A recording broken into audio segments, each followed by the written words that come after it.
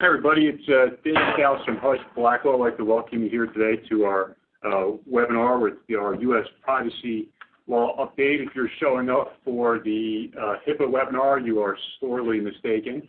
We're going to talk privacy law today. So, well, listen, I know a lot of you joined us in the past. You're familiar with our webinar routine, but we would like to welcome everybody who is new to our webinar platform here today. We're happy to have both old-timers and new-timers to join us here for our presentation.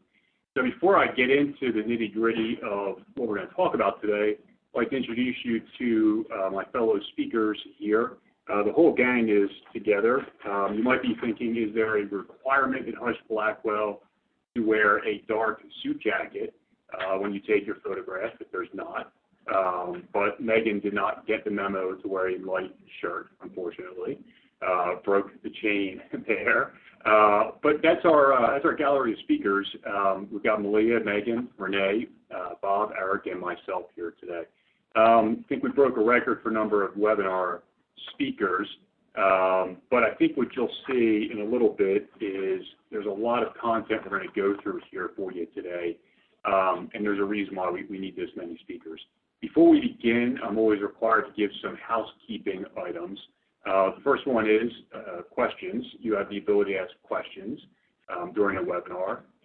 We will try to get to them, but we've got a ton of content here, as you'll see in a few minutes.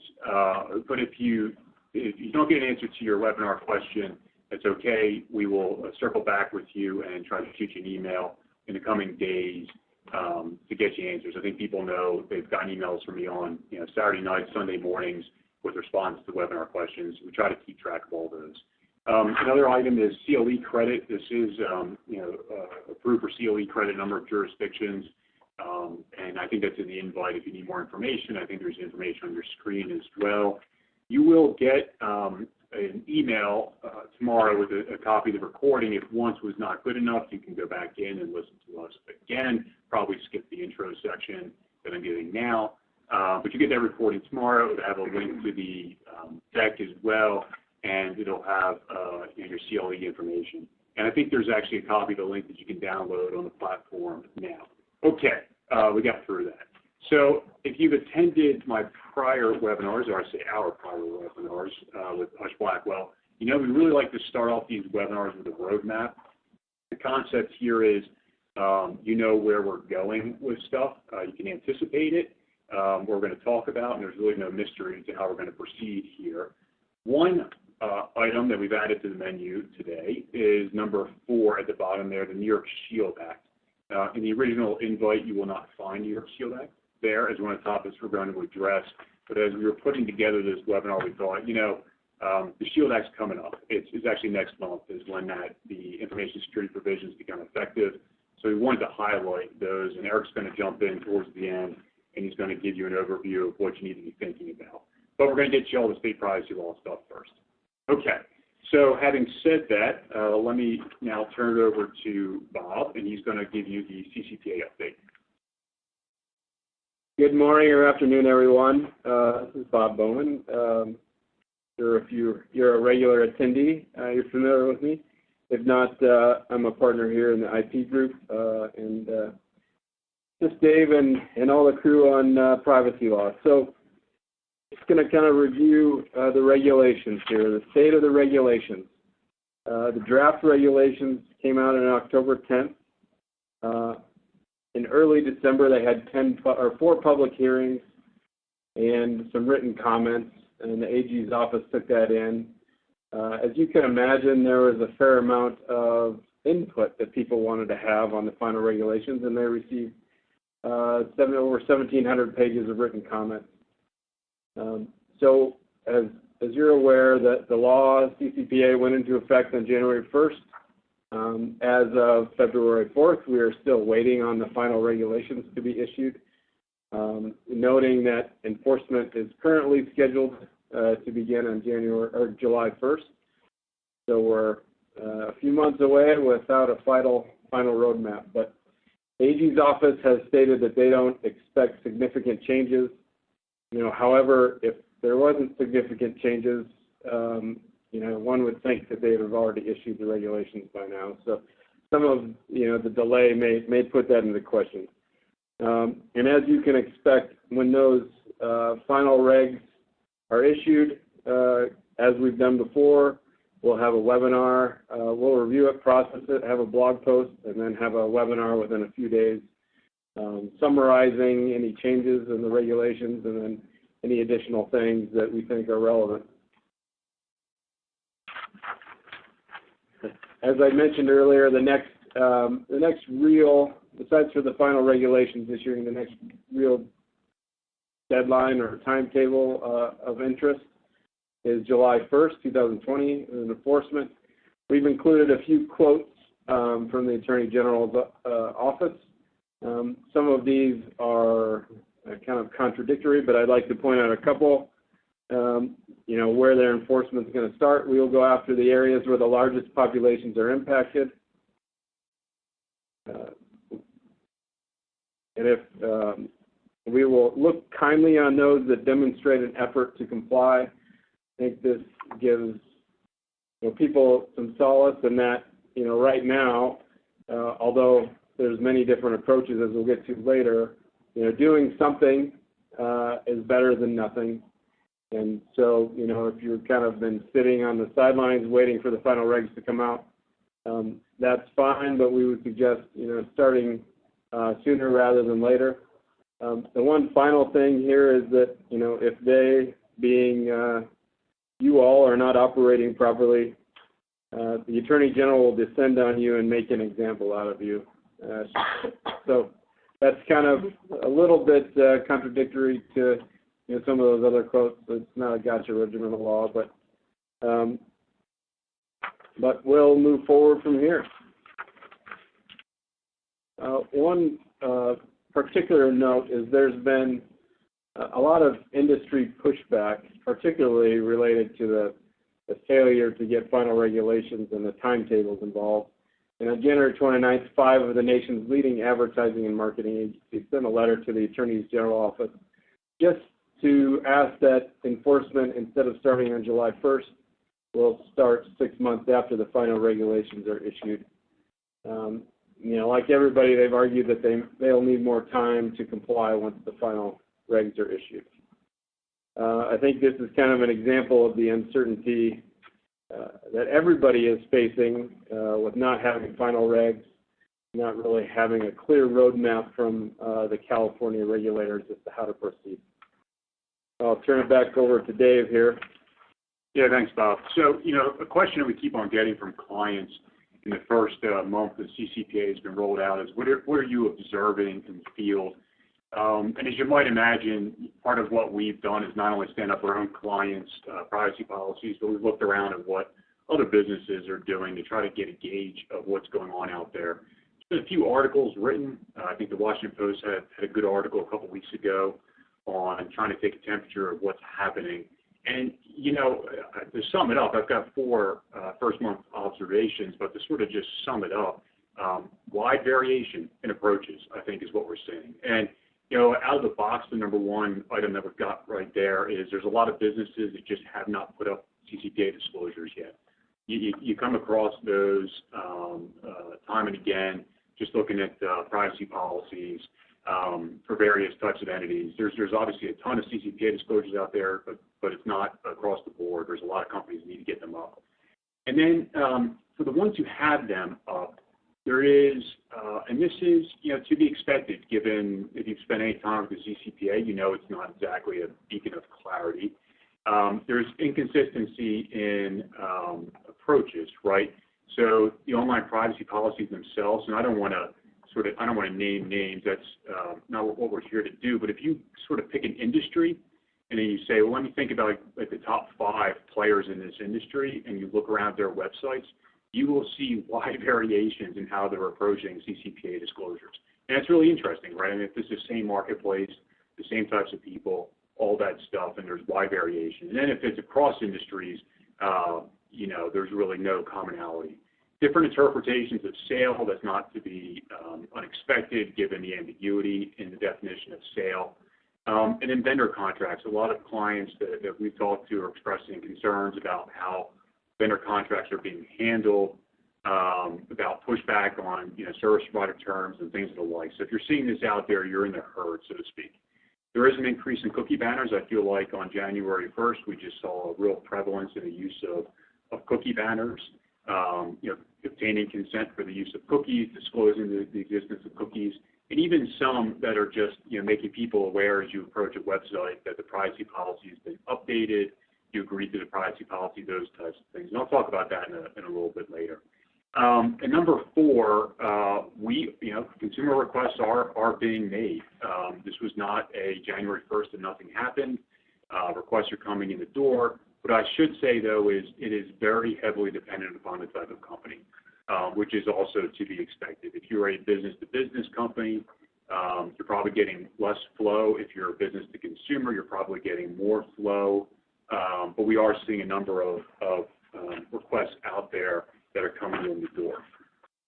So, take you through as well, we've got 2 slides here. First, we're going to do the external best practices, and then Leah's going to jump in and do the internal best practices.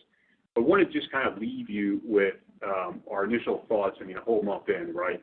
But leave you our initial thoughts of what we kind of view as the best practices. Number one, I think is kind of obvious. Have your disclosures.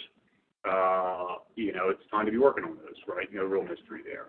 Number 2 is something that we're really seeing a lot of dichotomy on out there with privacy policies. The regulations expect you or say that they want you to link up the category of personal information with these 3 other categories: the source you're collecting it from, the business or commercial purpose, and the third-party disclosures you're making. Put a finer point on this. If your privacy policy has a box that tries to link up the categories of PI with these other things, you're probably in the herd here. If your privacy policy just lists these things out, one long laundry list of the PI collected, and the next one is a laundry list of the business commercial purpose, take another look at it, and take another look at it in the context of the regulations and try to wrestle with that. Happy to walk anybody through that if you need. Number 3 is something I kind of think of a lot, right? Listen, people were working hard in December to get these things up. It's a good idea to go back and take a look at your privacy policies, take a look at your links, make sure everything is as it should be. Proper use of cookie banners, I mentioned that in the last slide.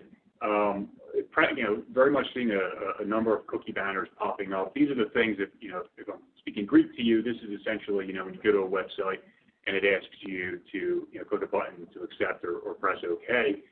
What I would say here is we're seeing wide variation in the type of text that's there. A lot of this has to do with, just variation.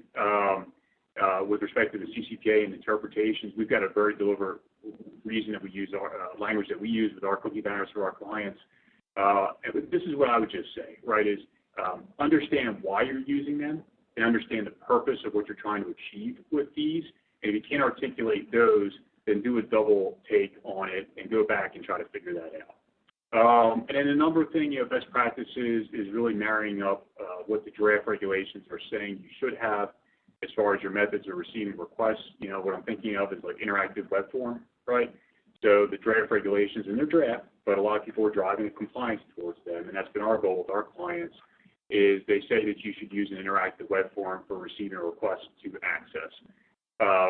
So, long story short, it's worth taking another look at that and making sure you're in the herd on how you're actually receiving requests. Okay, time to turn it over to Malia, who is going to talk to you guys about internal best practices.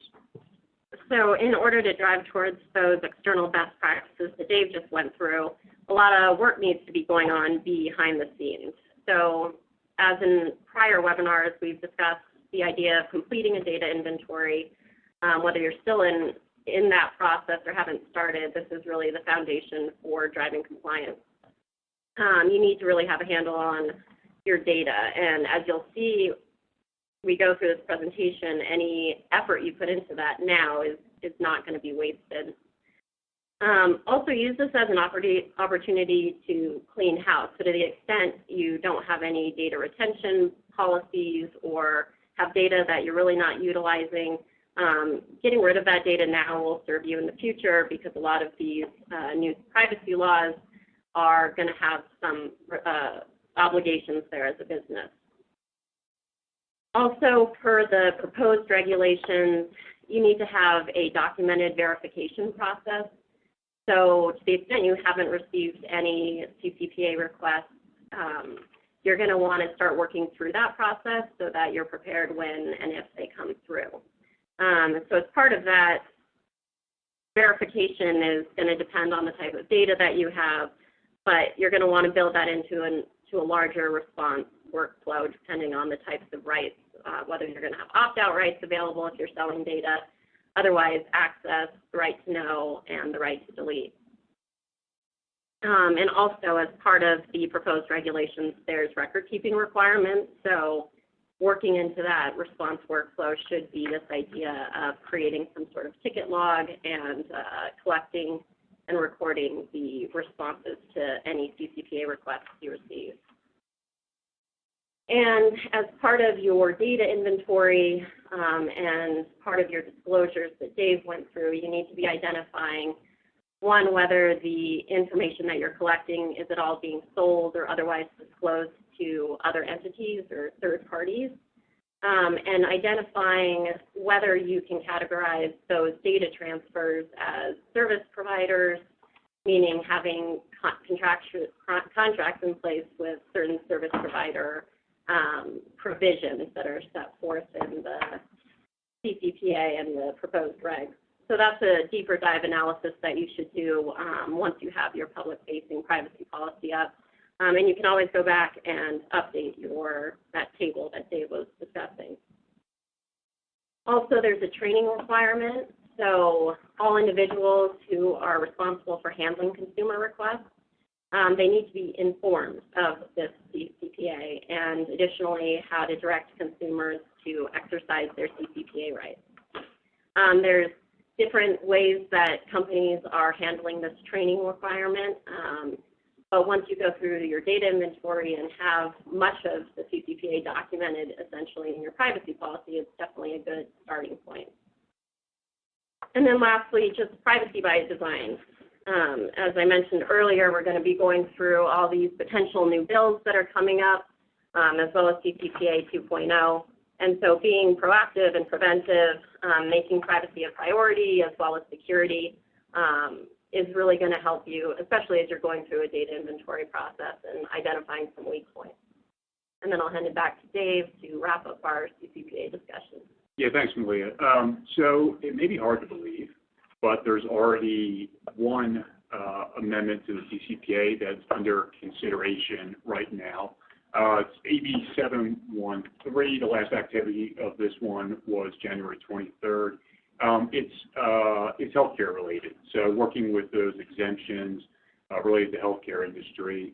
I'm not going to go into it, but it's linked there. If that's your area, then take a look at it. And again, it's in committee right now, so I don't know that it's worth getting excited about. This process is going to unfold, but I think what it is a reminder of is this is a bill that, or a statute, I should say, that's going to be under further attempts to modify it. And also flagged there as well is, if you're in the know on these things, you know that the employee and business-to-business exemptions have a one-year sunset provision. So that's something that the legislature is going to have to look at as well. But, out of the frying pan into the fryer, so to speak, right, with these issues, this is an ongoing process that's just going to have to take time to work itself through in connection with the regulations like Bob was talking about, and now amendments, and what CCPA 2.0, which Malia is going to talk about in a second. If we've got your head spinning, I hope not, but if we do, we've got a lot of resources on the CCPA. Feel free to go on to hushblackwell.com/CCPA. It's sort of our resource center, we like to characterize it as. Lots of information there. And we've got a lot of webinars as well that we've done in the past. I think there's a link there at the bottom that can take you there. We've done 6, it turns out, hard to believe. But we were averaging 1 a month towards the end there, as we got towards the January 1st deadline. So feel free, if you're looking for more information on the CCPA or background, it's available to you there. Okay, now what we'd like to talk with you about, and I hope you're prepared for this because there's a new ballot measure to be going through, and Malia's going to jump in and talk about CCPA 2.0. Yes, so the focus obviously now is waiting for those final regs to come out, but also happening is Alistair McTaggart, who is the co-creator of basically what became the CCPA, is looking to strengthen the CCPA with a new ballot initiative for this November. It's called the California Privacy Rights and Enforcement Act of 2020, but everybody is calling this CCPA 2.0. And this is basically the same way that the CCPA came about. Alistair McTaggart had put a ballot initiative forward. He had received enough votes to get it on the ballot in 2018 and cut a deal with the legislature because they obviously wanted to weaken the restrictions here and obligations on businesses. And also the difference is if the ballot initiative is approved by voters, then in order to otherwise amend it or repeal it in the future by another statute, it requires voter approval. So much harder to change. And it's unclear if that's going to be the case this time around. Alistair McTaggart recognized that he's putting this forward, obviously, because he's gained momentum, and I'm not sure he's going to be willing to cut a deal this time. So definitely something we're keeping an eye on. So just wanted to note some of the changes that would impact the CCPA that might be relevant to some folks on the call. So an additional right is created, which is this right to correct inaccurate data. There's also a new subcategory of personal information, which is sensitive personal information. That includes everything from sexual orientation, biometric, health, financial information, precise geolocation, and a few other more sensitive types of data. With this new sensitive category will require some additional disclosures. So we have there listed expanded notice at point of collection. So in addition to what you're already doing in your notices at point of collection, you need to also list this separately as it concerns the sensitive personal information to the extent you're collecting that. Additionally, you're going to have to, in all notices at point of collection, also describe, in addition to just the categories of PI and the purposes for which you're using it, you'll also have to disclose whether it's been sold or shared and how long you intend to retain each of those categories. So that kind of goes into this new obligation on businesses of data minimization. So retaining it only for as long as necessary to achieve the original purpose for which the data is collected. Also, you see highlighted there, limit the use of my sensitive personal information. So on top of the do not sell my personal information link, you will also need to have this link on your website. Limit the use of my sensitive personal information to the extent you're collecting it. You could combine this with your do not sell information, but obviously just a lot more disclosures up front. And then we kind of talked on contracts earlier in the CCPA. What's interesting with CCPA 2.0 is basically contracts are going to be required even with third parties. You need to be specifying whether the sale or disclosure of that personal information is going to be limited to specific purposes, and the third parties are going to have to comply with the obligations under the CCPA, including levels of protection. There's exemptions.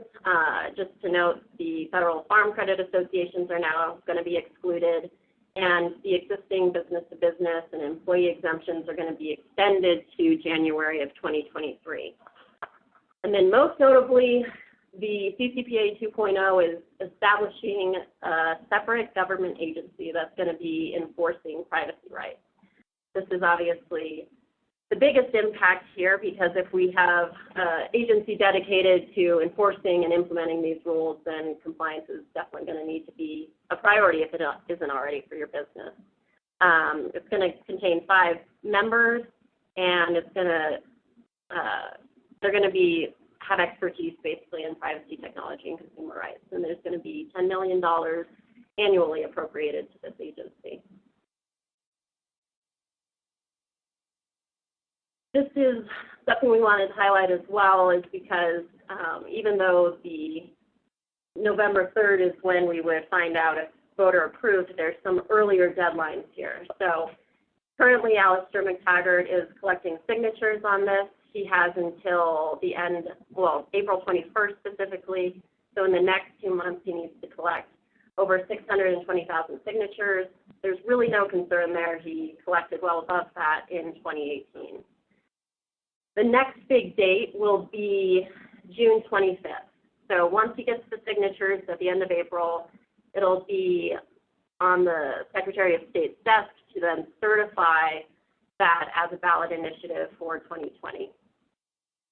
And if it's certified, that's also going to be the deadline by which Alistair McTaggart will need to withdraw the ballot initiative. So we'll basically know before the CCPA is enforced on July 1st whether or not CCPA 2.0 will be on the November ballot.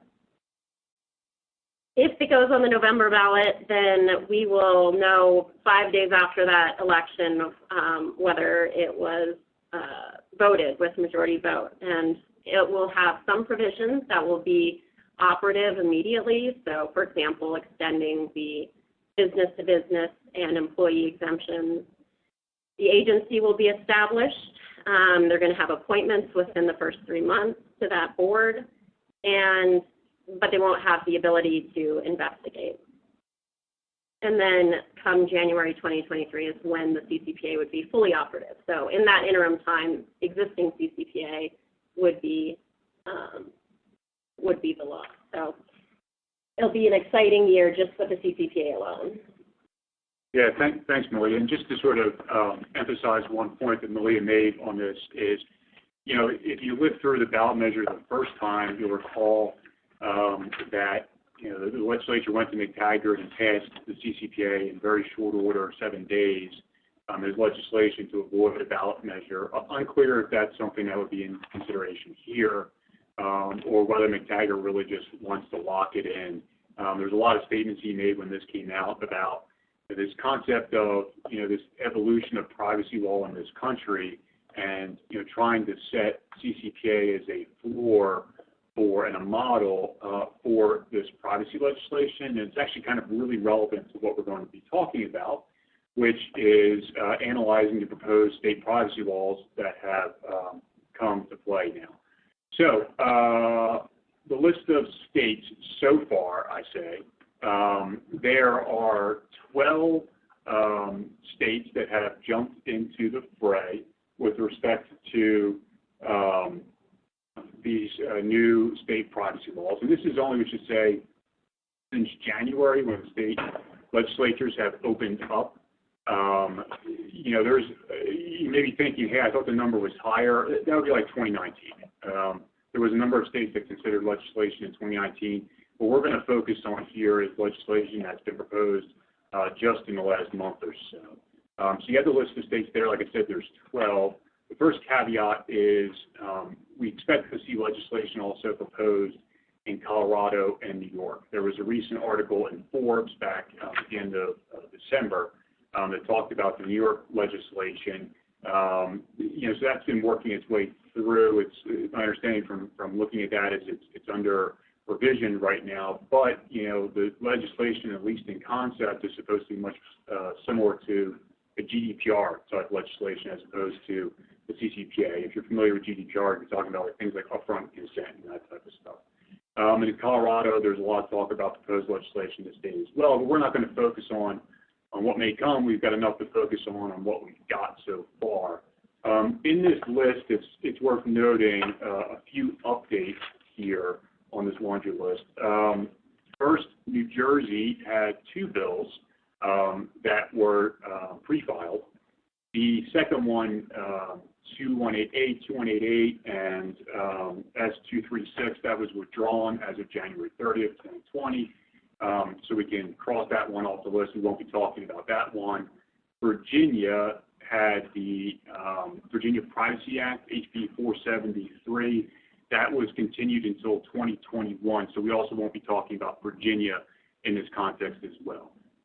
Washington, the Washington Privacy Act, if you've been following this, you know Washington got close last year getting their privacy legislation through one of the 2 chambers. The Washington Privacy Act is back. There's a couple other bills that are floating around, but we're not going to talk about those. We're just going to focus on the Washington Privacy Act. It's the one that's got the most holistic approach here. Wisconsin is jumping into the fray. We understand there was an individual state legislator who's circulated some draft bills. I don't believe that they have been submitted yet, but we've got, advanced copies are floating around, so we'll talk about Wisconsin as well. A caveat, and I want to make sure, I say this, people tend to listen to these webinars weeks, months later. If you are listening to this webinar and it is not February 4th, 2020, I suggest that you go back and take a look and look at our blog, look at other webinars we do, updates on these things.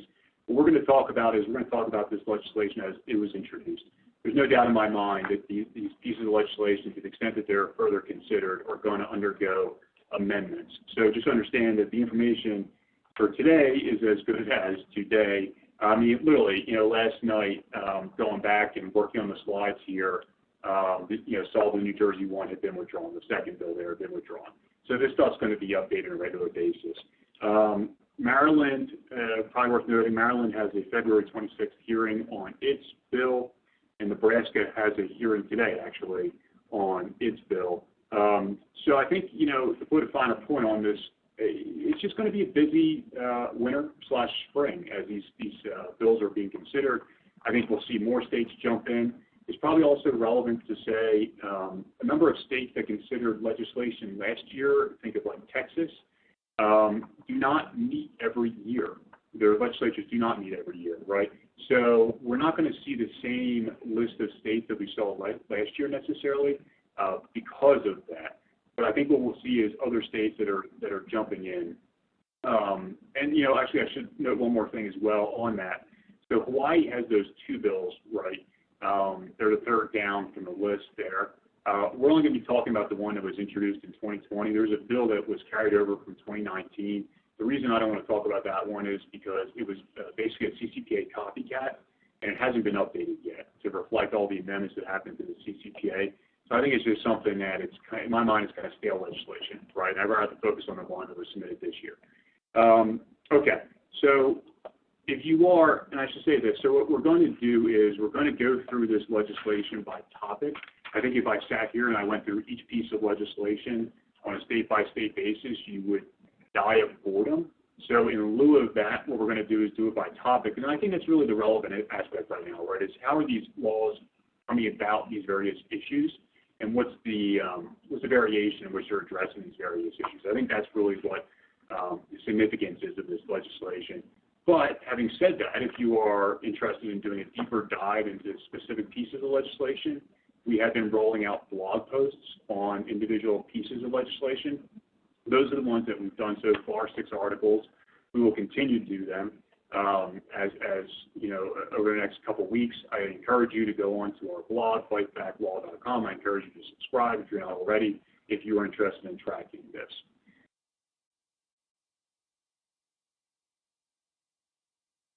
Okay, so let me give you then just 5 general takeaways on what we're about to talk with you about as far as this legislation goes, these proposed state privacy legislation.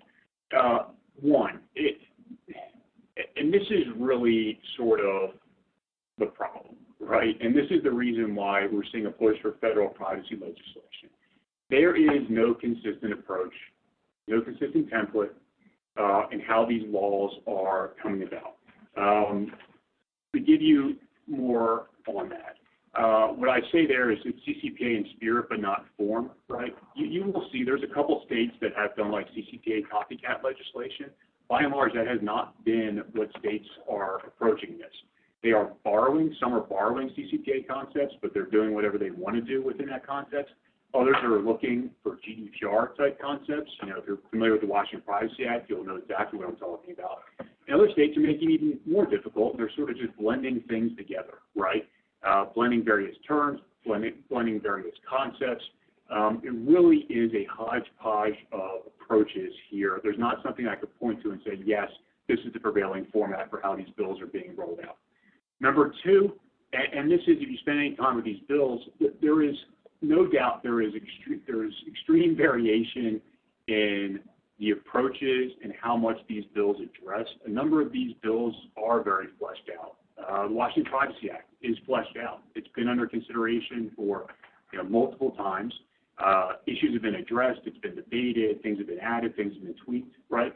Be juxtaposed with like I said before, New Jersey withdrew its second bill, and it needed to be fleshed out. There was terms in there that needed to be defined. There was concepts that needed to be fleshed out. And so you're really kind of seeing that play out here, is varying degrees in which these bills are actually going to be able to become law, right?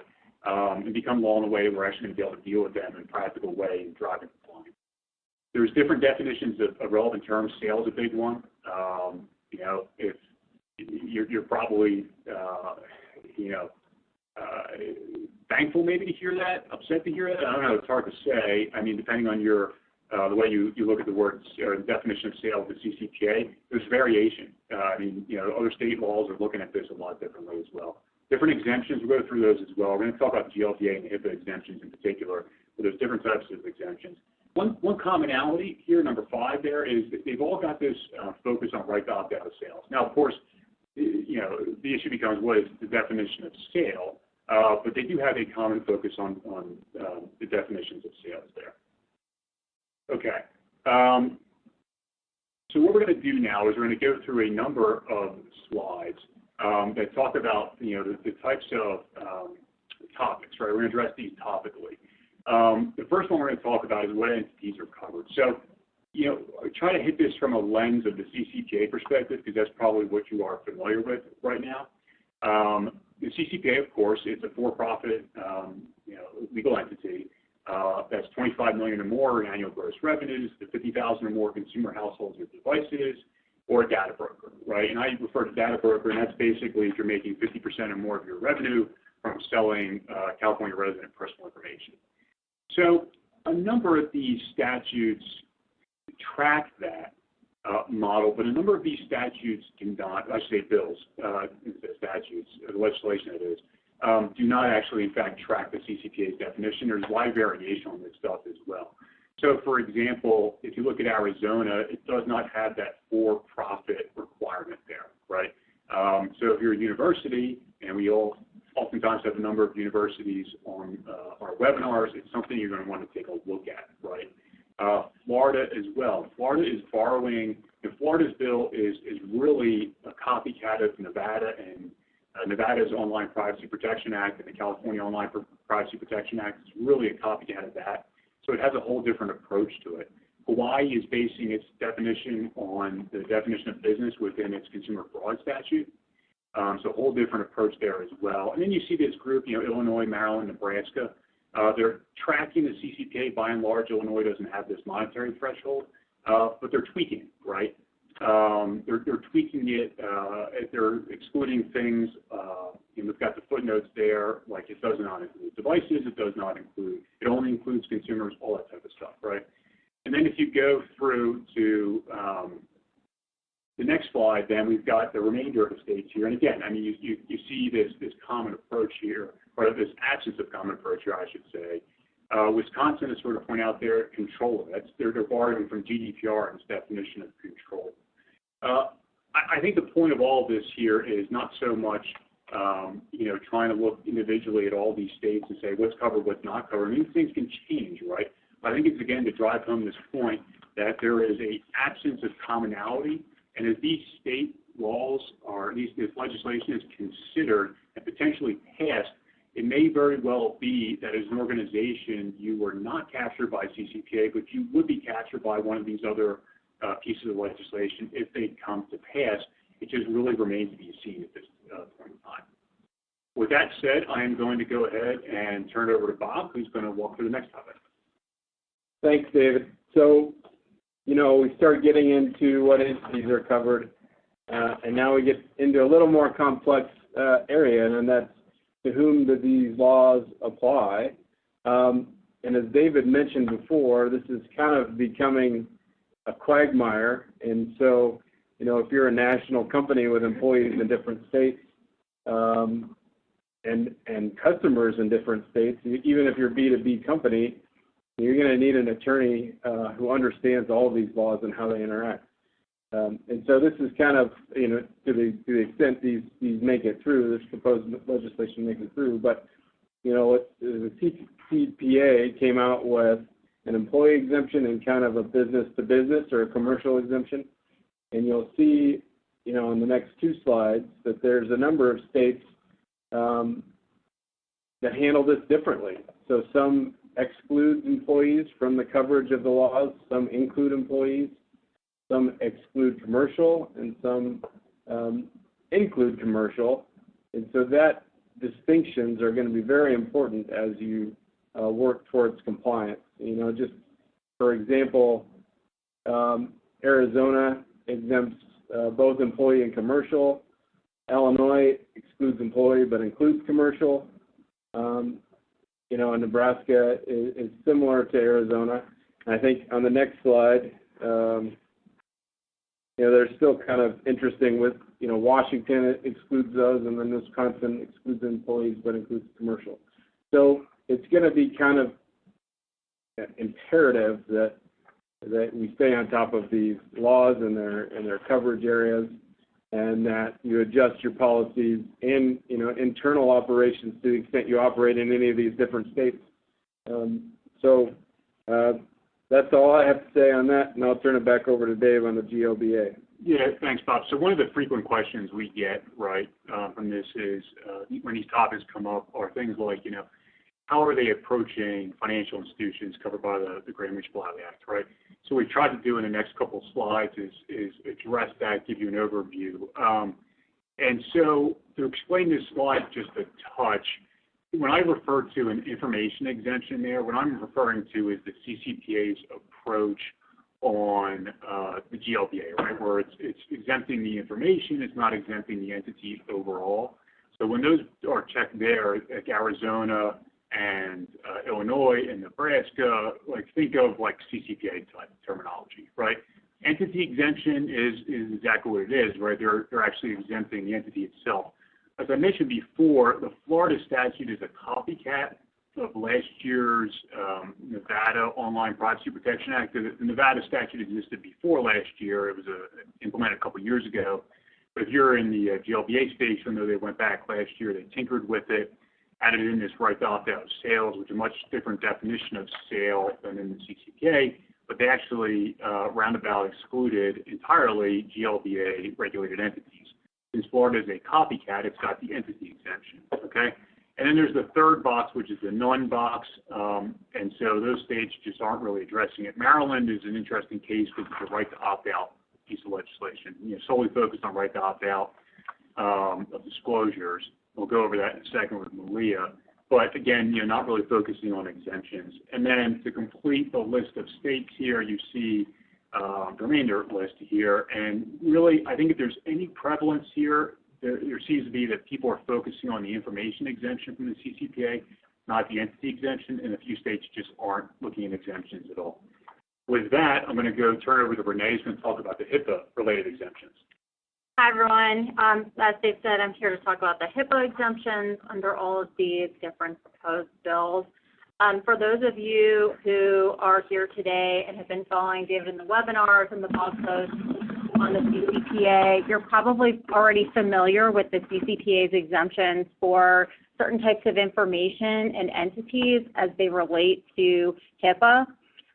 So for those of you who are not, just to briefly recap, there are two exemptions under the CCPA as they relate to HIPAA. The first is an exemption for protected health information, or PHI, that is collected by a covered entity, so your health providers, health plans, clearinghouses, or a business associate of those covered entities that are governed by HIPAA. And this is that information exemption column you'll see there.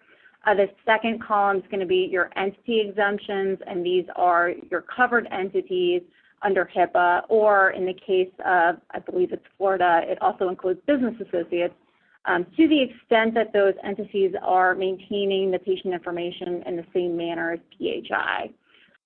So we'll walk through these tables. There are three different categories here. You've got your entity exemptions, your information exemptions, and those that have neither. Let's see.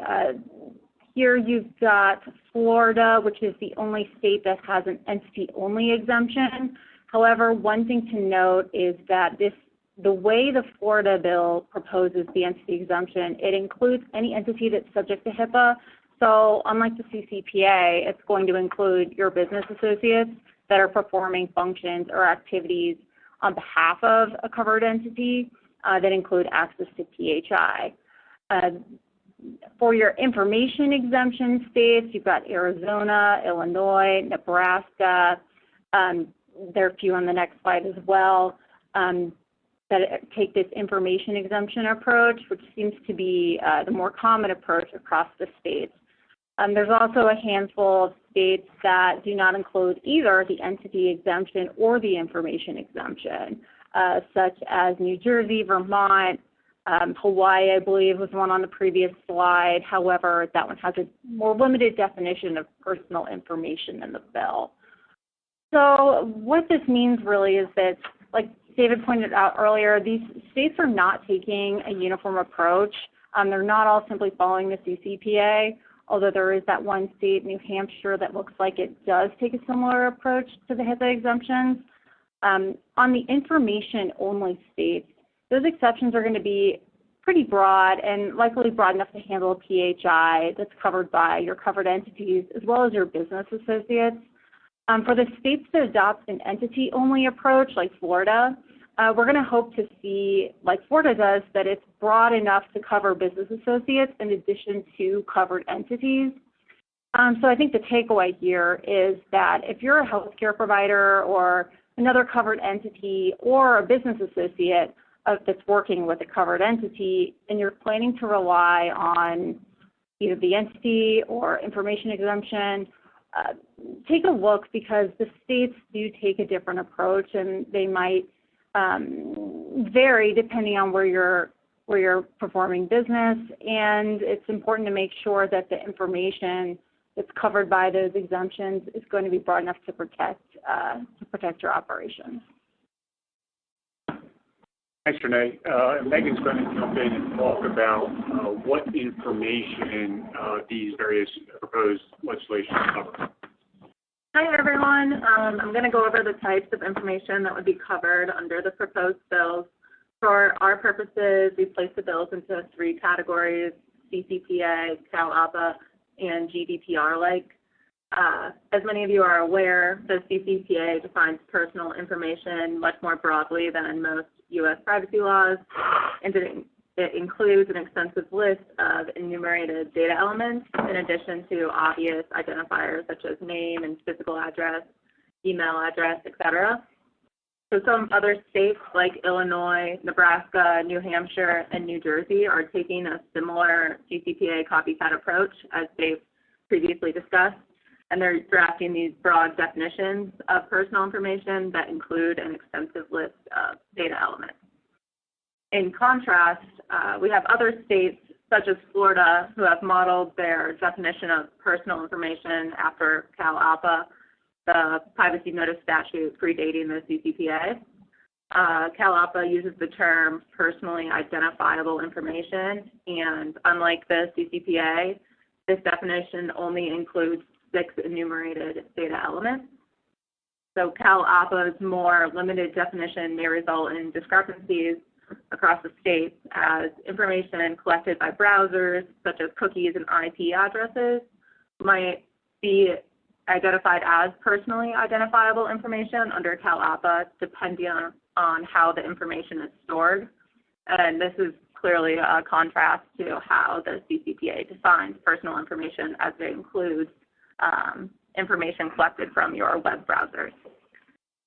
We also have some states such as Arizona, Maryland, Washington, and Wisconsin that you can see on these slides that have followed a GDPR-like approach, which essentially defines personal information as any information relating to an identifiable natural person.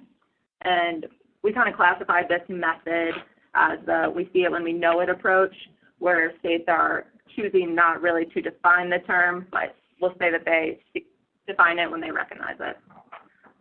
Finally, we have some states like Hawaii and Vermont that you can see here that we've classified as other. that are linking their definition of personal information to the current data breach notification statutes. So look there if you need to see the definition.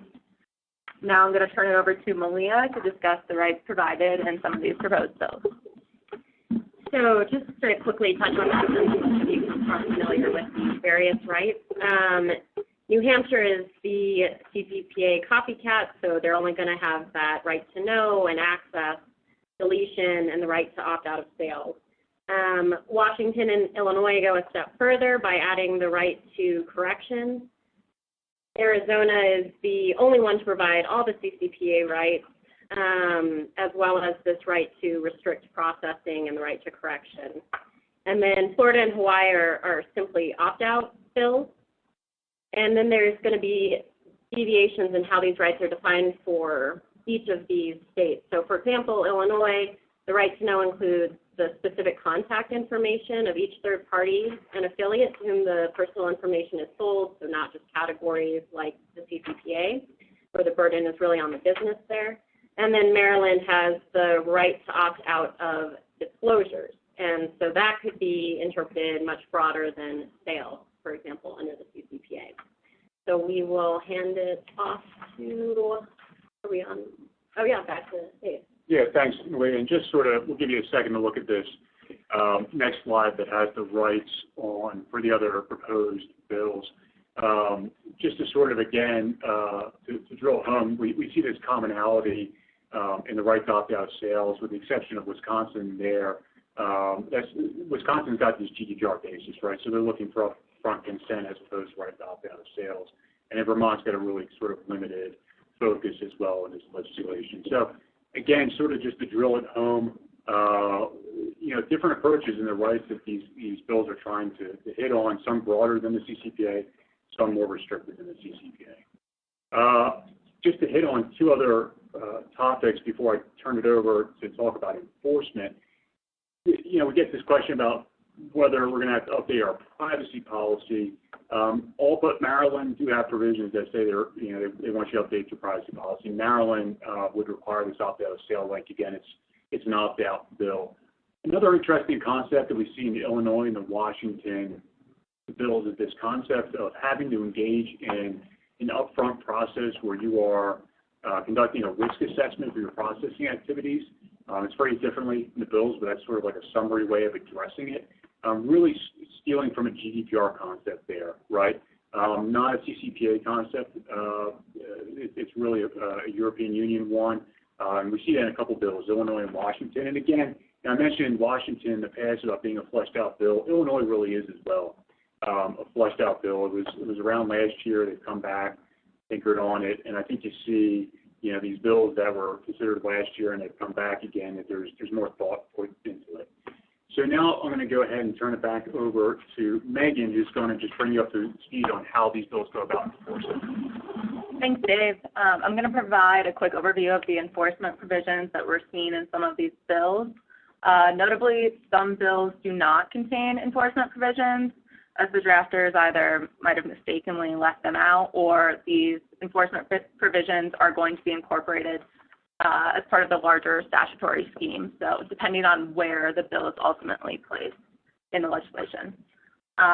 For example, Hawaii's proposed bill does not contain any enforcement provisions in the bill itself, but rather the bill would be placed into the existing statute, which allows for actual damages and attorney's fees.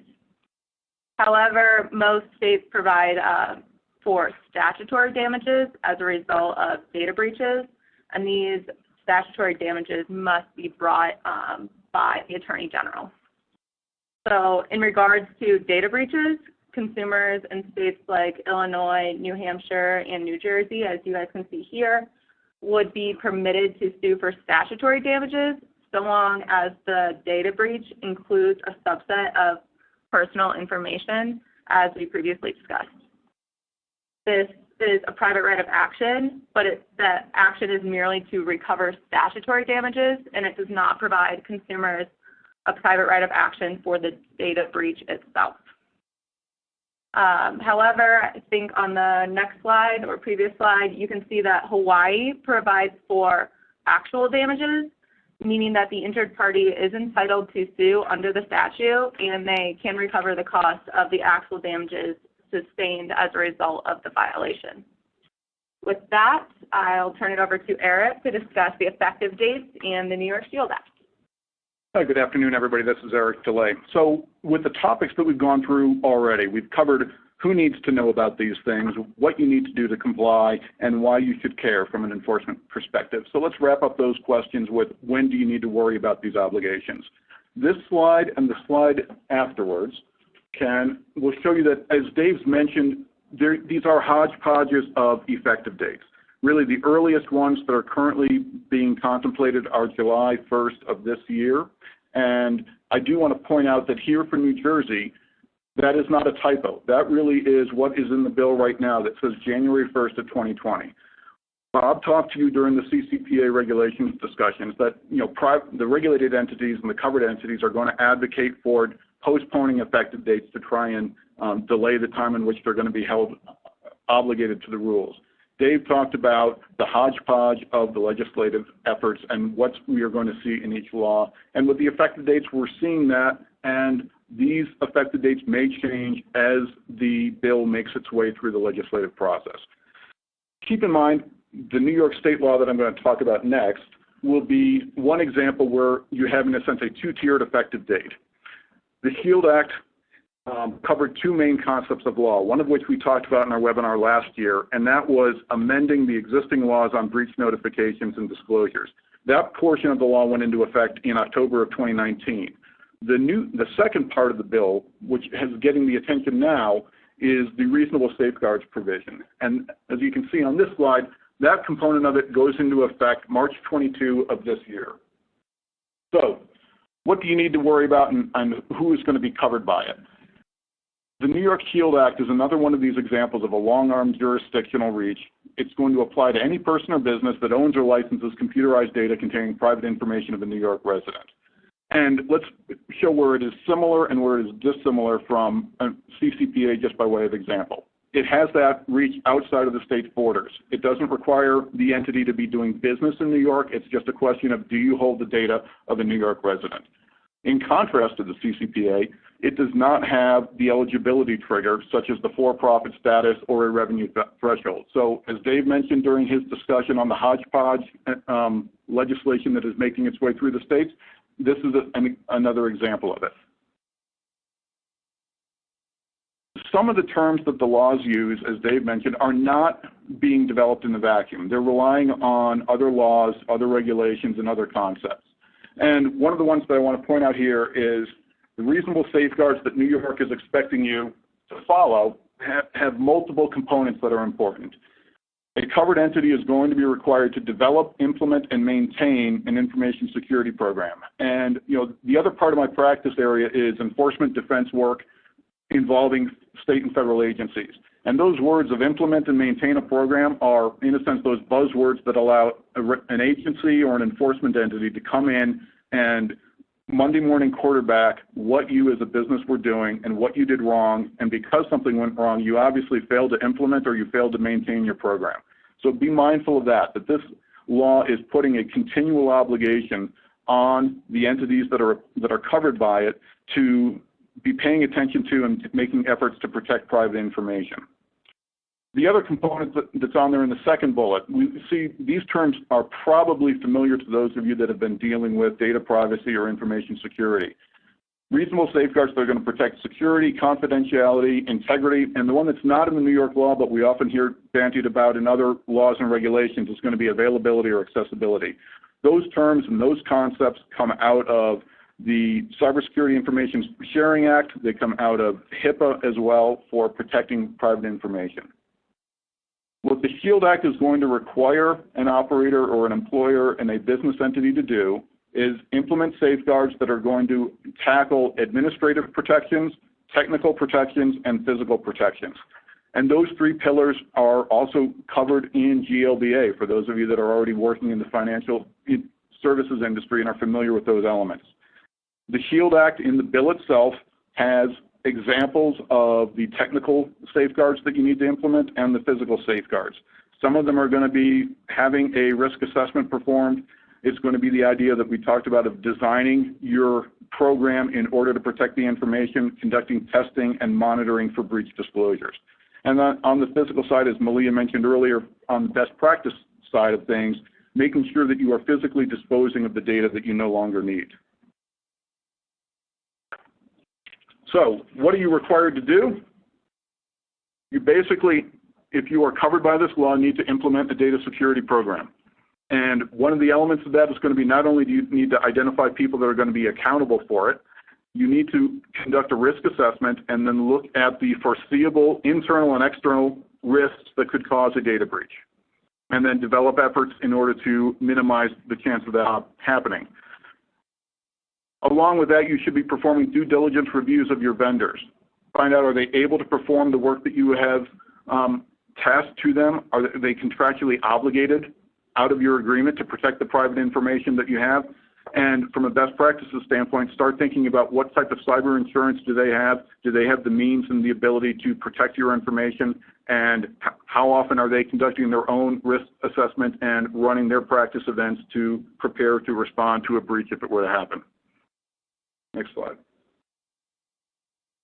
Yeah, thanks, Eric. This is Dave again. We're short on time, as is typical in these webinars we do. We always try to pack in too much rather than too little, I think. So the takeaway slides, I won't really dig into these too much. I think you've heard it in the last hour, right? I think the one thing I would highlight is there's just a lot going on right now. And keeping up to speed on all these things is kind of essential. And if you're looking for a good way to keep up to speed, I always call this my shameless plug portion of the webinar. We've got a blog, and we've talked about it a couple times. I encourage you to take a look at it, fightbacklaw.com. There's also going to be a prompt in the question section where you can just give us your email address, and we'll go ahead and subscribe you to that blog. But again, as you can see, there's just a ton going on right now. There will be more and more going on over the coming months. Good way to kind of keep up to speed on these things. With that, I want to thank you on behalf of the other panelists for attending the webinar today. We always look forward to getting a chance to talk with you. And again, we'll look forward to talking with you on the next webinar. Thanks again.